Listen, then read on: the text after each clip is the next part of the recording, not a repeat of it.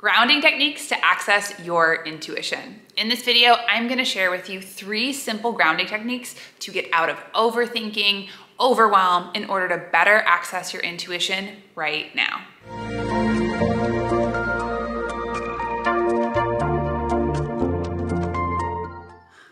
Your intuition is your innate divine intelligence. And it not only tells you what's true, but leads you to your highest good. Now, if we're stuck in overwhelm, overthinking, anxiety, and we're feeling ungrounded, it's next to impossible to discern intuition from the blah, blah, blah that goes on in our brain. So before I go any further, hi, I'm Sonia. I'm a 4th generation intuitive, and I teach you how to plug back into your innate divine self, your intuition. So if you're new here, hi, welcome. I love seeing you. If you're coming back, welcome back. It's such a pleasure. So don't forget to hit that subscribe button and that little bell notification because I release new videos every single week. And like I said, this week we're talking about getting grounded to access intuitive guidance. So first of all, your intuition resides in the present moment. That's the only way you're going to be able to hear what it's saying.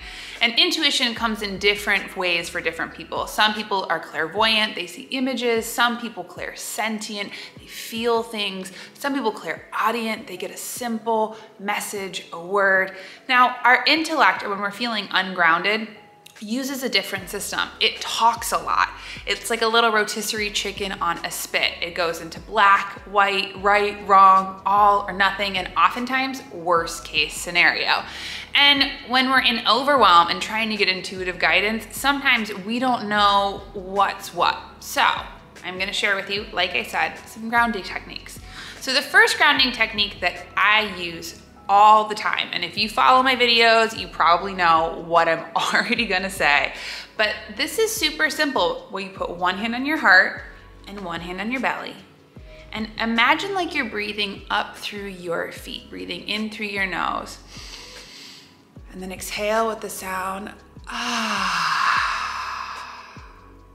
And you can do that 2 more times. With each inhale, just rooting back into your physical body. And with each exhale, imagine like you're pushing the energy of anybody else out away from you. Any noise, any blah, blah, blah. As we start to connect back to home number 1, our physical bodies. And on that 3rd exhale, my favorite thing to do is to close my eyes and really just use my imagination to even imagine like I'm going in an elevator, dropping from this place of chatter down past my eyes, past my nose, past my throat, down into my heart space and down into the belly. And just here, you can pause and maybe even put a timer on your phone. It's a really simple way to do this. So just allow yourself to have this container that will quiet the chatter of the blah, blah, blah. And it's amazing because it's like instant meditation. All of a sudden, you'll find yourself not only having more space and capacity, but you'll actually find this portal to be a place where you can access your intuitive guidance, because what happens? You get quiet. Your head gets quiet, which gives you the space to drop into the present moment and to access your intuition. Now, the other thing is when we're feeling ungrounded, I know when I'm feeling ungrounded, my head not only talks a lot, but also I end up moving really fast in life. All of a sudden, everything that's in my to-do list becomes extraordinarily pressing, and I feel like a little chicken with its head cut off, running around from one place to another. So when we even start to use these techniques, a big thing that we can even start to pay attention to is our own energy. If we're not aware that we're ungrounded, meaning I'm rushed, I'm in black and white, I feel like there's a sense of emergency, I feel like maybe sometimes if I make the wrong decision, the consequences are gonna be huge. These are all signs and flags that you're feeling ungrounded. Overwhelm is another one. Feeling like you have no choice is another one. And when we can even just start to notice that energetically, that can give us pause to say, hey, right now I'm feeling ungrounded, which means little red flag, hello, it's time to slow down. And the other thing that I would just say is oftentimes, as empaths, sensitives, and intuitives, we are really good at being helpers. And we can sometimes like to ask the, what I call Y plane for help, our guides, our angels, our higher self. But oftentimes we forget to ask the X plane, the people in our lives. So even as we're starting to get grounded, just check in with yourself. How much am I overdoing? Where can I even get more support?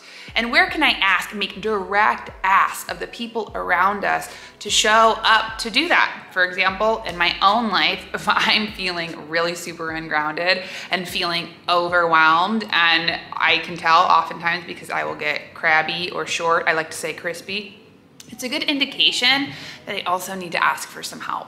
So even there, I will ask my partner to go grocery shopping. Really simple way. There he is whistling right now. So this is another way that we can start to clear the plate and create space to access intuitive guidance. Now, here's another tool that we can use. So if you're feeling super ungrounded, can't seem to find any place to rest, another simple tool that you can use right now to help ground you so that you can better access your intuition is you take your right hand and put it underneath your armpit, like, right here. And then take your left arm and wrap it around yourself. And just like we did the first time, put a timer on your phone for 3 minutes and gently close your eyes. And then just start to pay attention to the physical sensations around you. Feeling the weight of your body in your chair, feeling your feet on the ground, feeling the sensation of your clothes, of like I'm sitting on a velvet couch right now. All of these cues, all of this way that we can focus our attention brings us back into the present moment and gets us out of overthinking, gets us out of anxiety so that we can now create the space to listen in the present. That's what's key. Intuition is in the present moment. So hand on your heart, hand on your belly. Second of all, ask for help. Good one. Third, armpit under the right, left, closing your eyes, and just really sinking into this moment. Now, the other really big thing, and this will be grounding technique number 3, is that we are sensitive to energy and vibration. There's even something called emotional contagion, which means that we can get infected with the energy of the people around us. This can even happen on our phones when you scroll social media, or Zoom when you're on endless Zoom calls. Maybe you have a friend who can kind of be a doomsday person, even via text. That infects our energetic bodies. It really does. And so what happens is when we get into that space of overthinking up here, we just get disconnected from home number 1, our physical bodies, where we are connected, where we are rooted, where we are supported.